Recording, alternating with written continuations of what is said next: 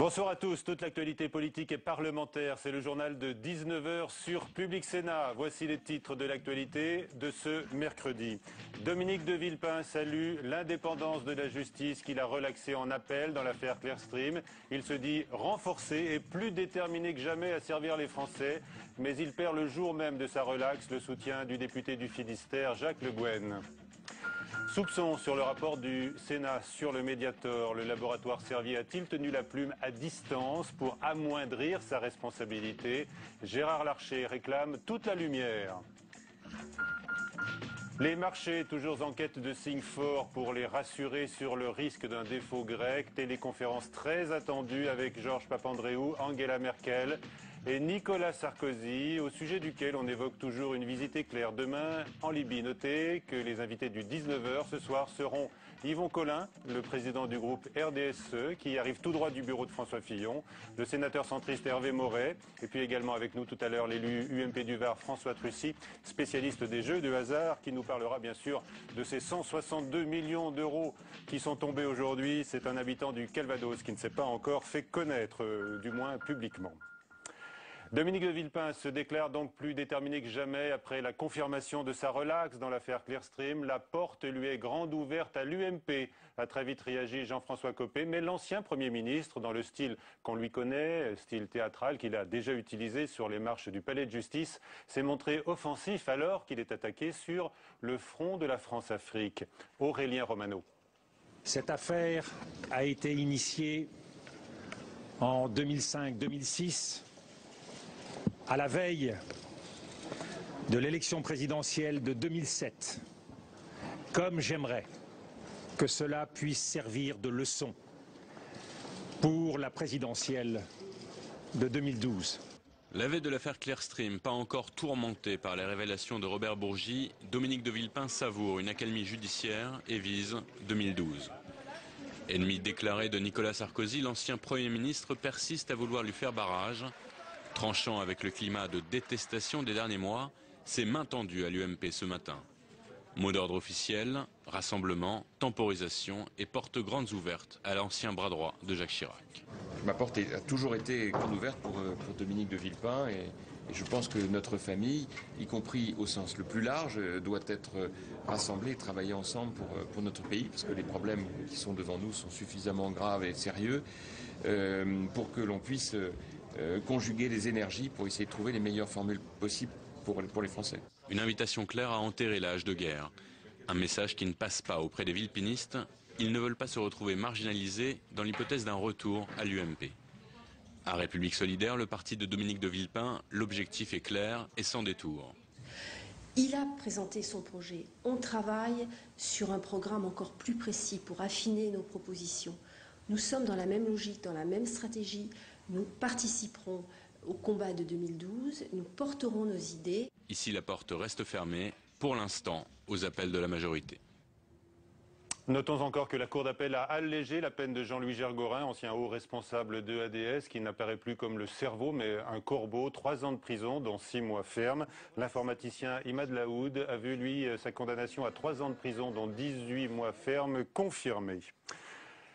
L'intermédiaire franco-libanais Ziad Taqieddine a été mis en examen aujourd'hui par le juge Van Ruymbeck dans le volet financier de l'affaire Karachi. Il est soupçonné de malversation financière dans 2 contrats d'armement, cela sur fond de soupçons de financement illicite de la campagne présidentielle d'Édouard Balladur. L'ex-comptable de Liliane Bettencourt a été entendu par le juge bordelais, désormais en charge des dossiers multiples ayant trait à la milliardaire. Claire Thibout, un roc selon son avocat, a répété avoir vu circuler des enveloppes bourrées d'espèces, notamment au profit de politiques. Claude Guéant, devant des députés socialistes très remontés, le ministre de l'Intérieur devait s'exprimer devant la commission des lois sur la diversité dans la police et la gendarmerie, mais il a été assailli de questions sur l'affaire des fadettes, la recherche des appels passés par un journaliste du Monde enquêtant sur l'affaire Bettencourt. Les élus PS l'ont accusé de ne pas assumer ses responsabilités, alors, disent-ils, que la loi a été violée et la liberté de la presse bafouée. On écoute le ministre de l'Intérieur. La décision a été prise en faisant l'étude des communications téléphoniques, la vérification des communications téléphoniques, c'est-à-dire des fadettes, ce qui permet de rapprocher des l'existence de communication entre des personnes. Je dis bien l'existence de communication et pas du tout le contenu des communications. Aucune conversation n'a été entendue ni a fortiori enregistrée. Claude Guéant, donc devant les députés socialistes, parmi lesquels figurait aujourd'hui Manuel Valls, qui a également donc interpellé le ministre de l'Intérieur. Le président du Sénat, Gérard Larcher, veut savoir si les principes d'indépendance ont bien été respectés ou s'ils ont été bafoués lors de la rédaction du rapport sur le Mediator. Des écoutes montrent en effet qu'un professeur de médecine est intervenu pour minimiser le rôle du laboratoire Servier. Révélations explosives qui créent un profond trouble. L'enquête de Marie Brémaud. Le laboratoire Servier a-t-il ses entrées au Sénat? La question se pose depuis que le Figaro affirme que Servier aurait fait corriger le rapport du Sénat sur le Mediator. Le quotidien publie des extraits d'écoutes téléphoniques. Au téléphone, Claude Grisselli, professeur de génétique, explique au numéro 2 de chez Servier avoir fait changer pas mal de choses dans le rapport. Il ajoute avoir minimisé la responsabilité du laboratoire. Claude Grisselli sort alors du bureau de Marie-Thérèse Hermange, rapporteur du texte. La sénatrice UMP dément aujourd'hui catégoriquement toute intervention de Servier. On peut demander un avis à quelqu'un et je n'ai pas écrit un rapport sous la dictée. Ce qui est totalement absurde de pouvoir laisser penser cela. Ces écoutes téléphoniques jettent le discrédit sur le travail du Sénat, obligeant son président à intervenir. J'ai demandé au secrétaire général du Sénat, à la lumière de ce qui avait été dit, de bien vérifier que l'ensemble des principes qui doivent, j'allais dire, être appliqués dans ce type de procédure ont été respectés. Car depuis ces révélations, le président de la mission sénatoriale accuse et met en cause l'intégrité de Marie-Thérèse Hermange. François Autain raconte l'attitude très attentionnée de la sénatrice à l'égard du laboratoire durant les 4 mois des travaux parlementaires. Le rapport du Sénat tape fort sur les autorités sanitaires, un peu moins, il est vrai, sur Servier. Voilà, et la réaction à suivre tout à l'heure de nos invités sénateurs.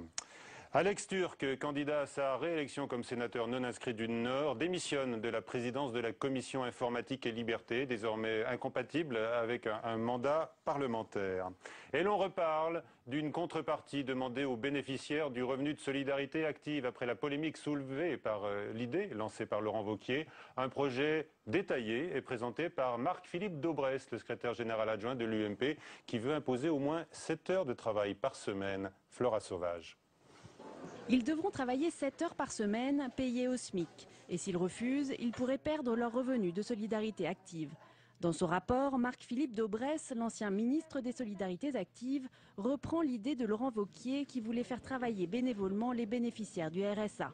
Mais cette fois, ce travail sera rémunéré au SMIC, un contrat unique d'insertion d'une journée par semaine dans une collectivité ou dans une association. Ces personnes étant très éloignées de l'emploi, on va leur redonner les repères, le tutorat, les moyens de repartir dans une dynamique vers l'emploi, de reprendre confiance en elles et en plus avec un contrat rémunéré qui fait qu'une personne qui a 450 € par mois va avoir à la fin du mois à peu près un tiers de plus. À la FNARS, la Fédération des associations d'insertion, on est satisfait de la proposition qui vise à rémunérer ce travail. On peut se réjouir de voir que M. Daubresse a renoncé à la mesure qui avait été proposée par M. Wauquiez, qui était une mesure scandaleuse et démagogique et indigne de faire travailler les gens gratuitement et de les forcer et de réintroduire le travail forcé en France. Pour Claude Bartolone, président du Conseil général de Seine-Saint-Denis, le gouvernement cherche avec cette proposition à brosser son électorat dans le sens du poil. C'est une mesure sur le principe qui est insupportable. Parce qu'une nouvelle fois, elle essaye de présenter les allocataires du RMI et ceux qui ont le RSA comme des oisifs, comme ceux qui veulent profiter de la société. Et du coup, lorsque l'on voit les difficultés que vient de remettre en avant l'INSEE en dénonçant le fait qu'il y a 8 millions de personnes sous le seuil de pauvreté, l'on se dit que le gouvernement, par l'intermédiaire aujourd'hui de Daubresse, veut utiliser cette guerre aux pauvres pour rassurer son électorat. Dans un premier temps, ce dispositif va être expérimenté avec 10 000 personnes. À terme, l'objectif est de parvenir à 150 000 contrats aidés pour un coût de 420 millions € pour l'État. Le yo-yo boursier à la hausse aujourd'hui un peu partout en Europe, plus 1,87% à Paris. Les marchés espèrent des avancées sur le dossier grec lors de la téléconférence entre Nicolas Sarkozy, Angela Merkel et Georges Papandréou. Après la dégradation ce matin par Moody's de leurs notes, nouveau recul de la Société Générale, mais progression du crédit agricole. Les mouvements des valeurs bancaires restent donc très désordonnés. À suivre, Yvon Collin qui arrive donc tout droit de Matignon et puis Hervé Moret.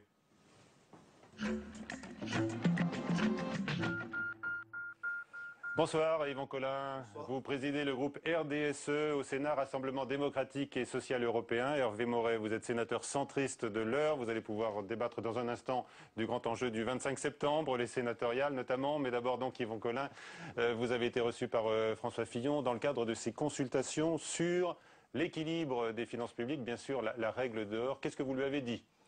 Qu'est-ce que je lui ai dit? D'abord, avant de prendre une grande décision, il faut toujours revisiter l'histoire. Oui. Et surtout lorsqu'on est radical, revisiter l'histoire radicale. Et il y a une règle d'or qui a été appliquée en 1926 par Raymond Poincaré, qui avait été rappelé aux affaires et qui, effectivement, a modifié la Constitution et a ainsi réussi, en créant un fonds qui a permis de sauvegarder le franc, il a sauvé le franc, à telle enseigne que la France a été en mesure, même lors de la crise de 1929, crise très grave, la France a été en mesure de prêter de l'argent aux Anglais, par exemple. Donc, on pourrait dire que finalement, c'est un a priori favorable.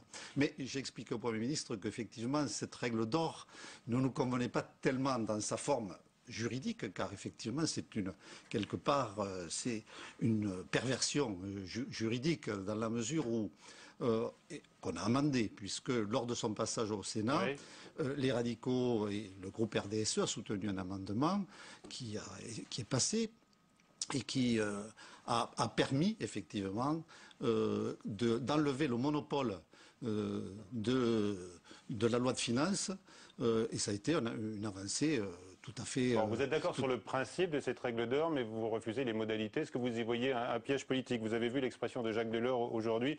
Il estime, lui, que la règle d'or est un piège à con pour l'opposition. Non, mais le problème, c'est la règle d'or. Dès lors que on pose un certain nombre de principes, il faut voir ce que diront les lois organiques.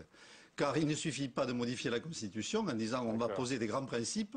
Vous savez que pour l'appliquer, il faut une loi organique. Cette loi organique ne nous convient pas telle qu'elle est rédigée, en tout cas elle est très floue. Et elle permet finalement toutes les avancées. Ensuite, je crois qu'il faut, c'est quelque chose de contraint. Si on avait la règle d'or, par exemple, on n'aurait pas pu faire le grand emprunt, car c'est une contrainte. Je crois que c'est une vraie violence faite au Parlement, et effectivement, on ne votera pas, le groupe RDSE dans sa majorité, les radicaux de gauche en particulier, oui, vous avez ne soutiendront pas. Vous avez des sénateurs de gauche et de droite dans votre groupe. Même si effectivement, le type de règle d'or, on peut toujours l'amender, le modifier. Nous sommes ouverts à la discussion, bien entendu. Ah d'accord. Hervé Moret, vous voyez ça comme une violence faite aux parlementaires, vous, cette règle d'or? Non, pas du tout. Nous demandons la mise en place d'une règle d'or depuis 5 ans. Et une fois de plus, le président de la République a beaucoup tardé à nous écouter. Je pense que s'il avait écouté plutôt le centre qui demande cette règle d'or depuis 5 ans, on n'aurait pas eu nos déficits publics qui se sont aggravés sous la présidence de Nicolas Sarkozy de 400 milliards. Donc on est favorable à cette règle d'or. Et je regrette un petit peu l'attitude de l'opposition quand j'entends par exemple M. Hollande ou Mme Royal qui disent oui, c'est une très bonne chose, mais après 2012. Ça n'a aucun sens. Quand la maison brûle, on ne dit pas on va attendre un petit peu que le capitaine des pompiers, elle doit bien s'appliquer après 2012, hein, dans sa forme actuelle. Maintenant, je vois pas l'intérêt de dire. Que ce serait un signe je vois pas l'intérêt de dire on votera après 2012, parce que là, si on éteint l'incendie maintenant, ça pourrait être bénéfique au capitaine des pompiers. Est-ce que vous pensez que ça pourrait être totalement un signe irresponsable dès aujourd'hui pour rassurer les marchés qui en ont bien besoin? Ce serait un signe, ce serait sans doute pas suffisant, mais je pense que c'est un signe nécessaire qu'il faut que l'on montre au niveau international que l'on s'engage enfin dans un processus plus vertueux que celui que l'on connaît depuis des décennies. On a les outils juridiques, on a une loi de programmation qui n'a jamais, bien entendu, été appliquée. On nous explique là qu'il faudrait tel Ulysse s'attacher au mât du navire pour résister et ne pas appliquer finalement les règles qu'on devrait tout logiquement s'appliquer.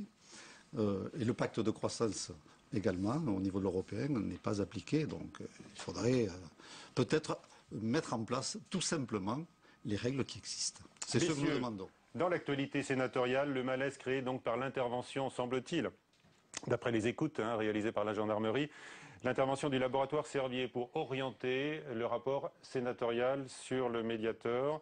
Des écoutes donc téléphoniques confondantes. Est-ce que vous êtes d'abord abasourdi par ces informations, Hervé Maurey? Je crois que, comme l'a dit le président du Sénat, il faut que toute la lumière soit faite sur cette affaire. Cela dit, je n'imagine pas un seul instant que Madame Hermange ait pu avoir tenu la plume sous la contrainte ou la dictée. Mais il faut bien savoir, pour nos téléspectateurs qui ne savent pas forcément comment ça se passe quand on est chargé d'un rapport, que par définition, on reçoit tous les acteurs d'un sujet. Là, il s'agit d'une relecture. Tous les protagonistes. Du rapport, et donc, c'est vrai qu'un rapporteur, forcément, il se fait une idée, alors qui n'est pas forcément exacte, et il est forcément plus enclin à suivre un point de vue qu'un autre, ou à faire son miel de plus ou moins avec un point de vue qu'un autre. Bon. Et donc ça, je crois que c'est un petit peu inévitable. Mais encore une fois, il faut qu'une enquête soit menée. Le président du Sénat va la diligenter, on verra bien. Si les grands principes ont été respectés. Le fait que Servier ait pu être auditionné, le fait que Mme Hermange ait pu demander des avis à tel ou tel expert, en soi, c'est pas choquant. Après, est-ce qu'on a été au-delà? C'est ça qu'il faudra clarifier. Écoutez, moi, je connais Mme Hermange comme une personne intellectuellement intègre. Je crois qu'elle a fait ce rapport avec le souci de mieux informer la population. Est-ce qu'il y a eu des pressions? Bien, écoutez, le président du Sénat a demandé à faire toute la lumière. Je crois qu'il faut toujours faire attention dans ce genre d'affaires au sensationnel. Les intéressés s'expliqueront et toute la vérité sera faite, je le souhaite en tout cas. Les sénatoriales, donc, le dimanche 25 septembre, le Sénat va-t-il basculer à gauche? Bien sûr, c'est la grande question, très difficile d'y répondre, puisque difficile d'évaluer le gain de la gauche, ce qui peut d'ailleurs vous donner des ailes, Yvon Collin, même celle d'un président d'un groupe charnière et d'un Sénat demain. Écoutez, d'abord j'ai une ambition pour le groupe que je préside, le RDSE, qui est un groupe qui travaille, qui tient toute sa place au sein de l'hémicycle, au sein du Sénat. Je crois que nous avons été une vraie force de proposition, nous avons eu une vraie présence. Et ma première ambition est de continuer à présider ce groupe. Et je crois que le RDSE, bien sûr, et les radicaux tiendront toute leur place dans ce débat. Alors est-ce que le Sénat basculera? Bien, il faudra attendre sans doute le 25 au soir pour voir quel est l'équilibre des forces. Et puis ensuite, sans doute, toutes les stratégies s'élaboreront. Voilà, mais je crois que ce sera effectivement un scrutin très serré. Alors, Hervé Maurey, vous êtes un centriste de la majorité. Pour vous, Gérard Larcher a-t-il la personnalité puis la surface politique pour dépasser les limites de son camp actuel? Écoutez, je crois que si c'est serré, on est toujours dans cette hypothèse, évidemment. Larcher, je crois, a été au cours de ces 3 dernières années un bon président du Sénat. Je pense qu'il a considérablement amélioré l'image de notre institution. Maintenant, je pense que soit il a une majorité, soit il n'en a pas. Je ne fais pas partie de ceux qui pensent que même s'il n'a pas de majorité, il peut de ci, de là glaner quelques soutiens qui lui permettraient de se maintenir à la présidence. Je crois que le 25 septembre, les choses seront claires. Soit il y a une majorité de droite et du centre droit, soit il y a une majorité de gauche.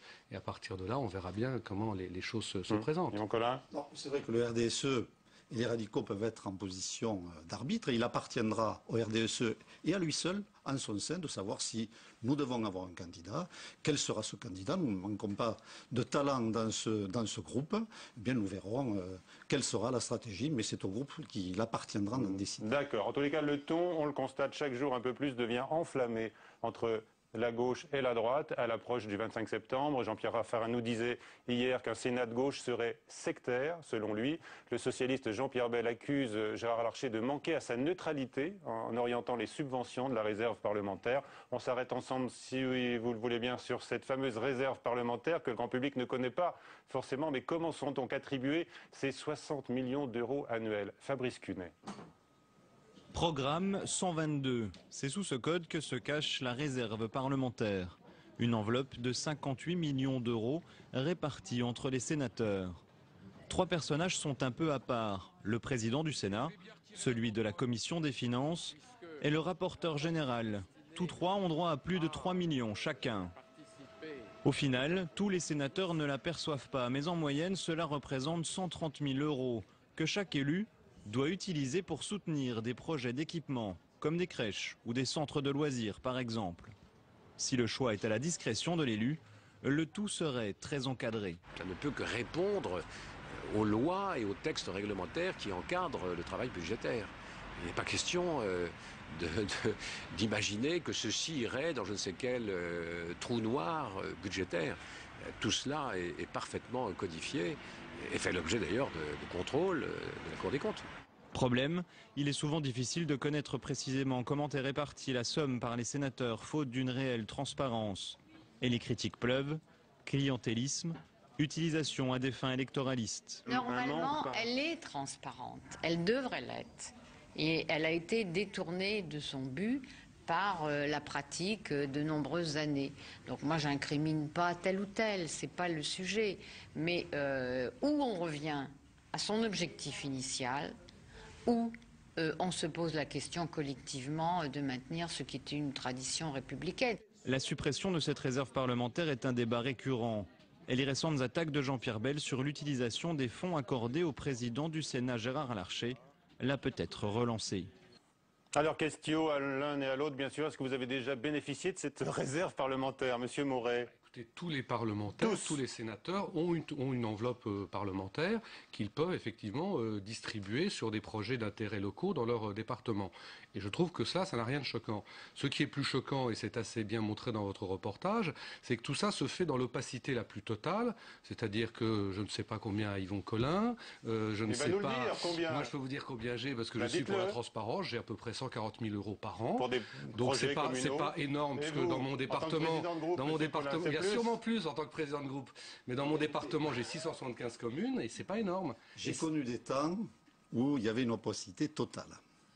Aujourd'hui, le président Larcher, c'est son mérite, a essayé de mettre de l'ordre et a attribué, avec pour mission de la répartir, une enveloppe à chaque groupe. Et effectivement, ça a été dit dans votre reportage excellemment, c'est 130 000 par sénateur. Moi, j'ai choisi au sein du groupe de faire un traitement égalitaire, quelle que soit l'implication des uns et des autres dans le groupe, et c'est 130 000 pour tous. Ah, d'accord. Le président de groupe, comme tous les présidents de groupe, nous avons une enveloppe, je crois que c'est 230 ou 240 000. Mais, par exemple, cette année, puisqu'il y avait des sénateurs renouvelables, sur cette dotation, eh bien, j'ai attribué à certains sénateurs de mon groupe renouvelable une partie de ma réserve parlementaire. Pour aider à leur réélection. Pour faire en sorte, voilà. Ah, d'accord. Donc ça sert aussi à ça. Il y a un traitement égalitaire, mais en ce qui concerne un petit bonus. Ce qu'on appelle le bonus, effectivement. Mais j'observerai quand même que ça correspond aussi. Les gens qui sont vice-présidents, présidents, ils sont tout le temps au Sénat, et c'est une compensation de leur absence sur le terrain. On va parler d'un autre pactole, tout autre chose. L'euro-million, c'est beaucoup plus encore. François Trucy, grand spécialiste des jeux, va nous rejoindre. C'est donc un Normand du Calvados, Hervé Moret. Il a gagné ? Non, c'est pas lui. Qui empoche les 160. On ne connaît pas le gagnant, il reste anonyme pour l'instant. 162 millions d'euros, vous figurez-vous. Et la France est à la première place des ventes de ce jeu diffusé dans 9 pays européens. Alors 162 millions. Est-ce trop ? Le débat a été lancé d'un plafonnement de cette super cagnotte. Bérangère Dinglas. Faire un tour du monde, se payer une voiture de luxe ou un bateau, ce sont quelques-uns des rêves des joueurs de loterie. Mais avec 162 millions d'euros, l'euro normand pourra sans doute s'offrir tout cela à la fois. Pour l'une des responsables de la Française des Jeux, gagner une grosse somme à l'euro-million, c'est un peu comme un enfant qui regarde un dessin animé à la télé et qui verrait quelques instants plus tard le personnage entrer dans sa chambre. Car les sommes gagnées depuis la création de cette cagnotte européenne dépassent l'entendement. 185 millions pour un Britannique cet été, 121 millions pour un Espagnol en mai. À tel point que ce député français veut plafonner les gains. Si on mutualise davantage, ça va injecter des sommes tout à fait conséquentes dans les économies locales. Si on a 30 gagnants ou 15 gagnants à 30 millions sur tout le territoire, tout le monde pourra en profiter. Aujourd'hui, la limite est fixée à 185 millions. Lorsque la cagnotte dépasse cette somme, l'excédent est redistribué entre les gagnants du second rang. Bonsoir François Trucy, sénateur UMP du Var et puis président du comité consultatif des Jeux. Alors 162 millions, c'est trop pour vous? C'est beaucoup, c'est beaucoup. Mais d'un autre côté, la loterie, le jeu, c'est l'appât. Et de temps en temps, combien y a-t-il de chances de le gagner? Une chance sur 100 millions. Voilà, bon, donc c'est proportionnel. Bon, et il ne faut pas plafonner le gain comme le suggère par exemple ce député UMP? C'est pas réalisable, les problèmes du jeu sont ailleurs. Ah bon, ils sont où, selon vous? Ils sont dans les mauvais aspects du jeu, les gens qui sont des malades du jeu. Et ça, malheureusement, c'est toujours à la traîne, c'est toujours en retard. Et les problèmes ne sont pas vraiment résolus. Bon, ça, c'est un dossier sur lequel vous travaillez. J'ai constaté que l'euro-million avait enregistré plus de 12 milliards d'euros de gains. Là, je parle du jeu européen. Et les Français ne sont pas à la traîne. Ce sont les plus gros joueurs, juste devant les Espagnols et les Britanniques. Est-ce que pour renflouer les caisses de l'État, il faudrait lancer d'autres jeux? Oui, mais de toute façon, l'invention des jeux, c'est permanent. La Française des Jeux ne laisse pas vieillir son patrimoine. Elle en invente. Quelquefois, elle en invente de mauvais, d'ailleurs, comme le Rapido qu'on avait traité ici il y a 1 an ou 2, qui s'était avéré toxique. De même qu'il y a des médicaments qui sont toxiques, il peut y avoir des jeux qui sont toxiques et il faut s'y attacher. Mais l'État, lui, il observe ça de très près, il régule, mais il encaisse. Très bien. Est-ce qu'on peut considérer que c'est un impôt volontaire? Ça dépend parce que normalement le gagnant ne paye pas d'impôt. Alors donc vous savez, si vous pensez que ceux qui perdent sont d'excellents contribuables et ceux qui gagnent ne sont pas imposés. Pour l'instant. J'aimerais demander à vos collègues s'ils pensent qu'il serait légitime de plafonner les super gains, la super cagnotte, notamment de l'euro-million. Yvon Collin. Je crois que l'attrait, le succès justement des parieurs, enfin ceux qui jouent, eh bien c'est justement parce qu'ils rêvent de sommes extraordinaires. Je crois que ça en fait le succès. Et c'est un jeu de hasard, comme le sénateur Trucy le dit excellemment. Donc on garde les règles. Moi, je crois qu'il faut garder les règles. Par contre, ce que l'on constate, c'est qu'effectivement, il y a dans le jeu des addictions qui touchent souvent des populations défavorisées. Et ça, c'est un vrai problème. Hervé Moret, faut-il plafonner les gains? Moi, je ne serais pas choqué qu'on plafonne les gains, parce que même s'il faut effectivement que le gain reste attractif et fasse rêver, là, on est sur des sommes qui sont totalement démesurées. Et on pourrait largement avoir la même attractivité avec des plafonds qui seraient 2 ou 3 fois moindres, et qui permettraient de faire gagner plus de gens. Bien. Est-ce qu'il n'y a pas un côté schizophrénique de l'État, François Trucy, puisque vous dites qu'il faut lutter à la fois contre l'addiction des citoyens, mais en même temps, il faut bien gagner de l'argent, parce que la Française des Jeux, c'est d'un rapport formidable pour l'État. Et attendez, le monde des jeux, le marché des jeux, c'est beaucoup plus d'emplois que la sidérurgie ou le textile. Le marché des jeux, avec toutes les professions qui se développent, avec le jeu en ligne qui lui-même a développé encore tout un nouveau secteur, ça représente plus de 150 000 emplois directs. Mais on dit que l'ouverture à de nouveaux entrants, notamment effectivement sur les jeux en ligne, n'a pas connu le succès escompté, notamment de la part de ces nouveaux opérateurs. Alors il y a un succès sur le poker en ligne, mais en fait on a simplement légalisé des gens qui jouaient dans l'illégalité à plus totale précédemment. Par contre, effectivement, c'est vraiment mou du côté des paris sportifs. Par contre, les paris épiques n'ont pas branché, ils se sont même développés. Bon, quels sont les autres dossiers ouverts sur votre bureau de président du comité consultatif des jeux le rapport, il y a le comité consultatif qui se réunit demain, va auditionner toute une série de gens qui justement ont un rôle dans l'addiction. C'est-à-dire des associations qui portent secours aux super endettés, aux malades du jeu. Il auditionnera pour la première fois demain un rapport de l'Office national de la lutte contre la drogue qui est extrêmement intéressant dans le domaine de l'addiction. Très bien, merci messieurs d'avoir participé à cette édition du 19h. J'ai la confirmation que Nicolas Sarkozy se rendra demain en visite éclair en Libye, accompagné du Premier ministre britannique David Cameron. À 22h, Sonia Mabrouk pour le prochain rendez-vous d'info sur Public Sénat, tout de suite sur la chaîne parlementaire Assemblée nationale. Question d'info avec Jacques Delors. Bonsoir à tous, à demain.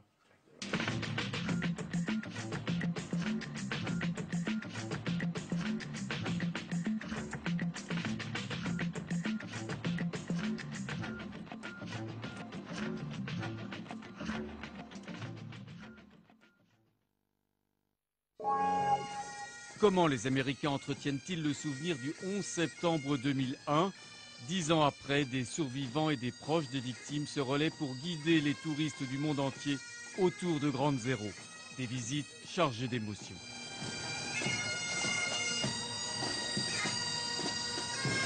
Memoryland, samedi à 14h sur Public Sénat. Rendez-vous sur Public Sénat pour vivre les sénatoriales.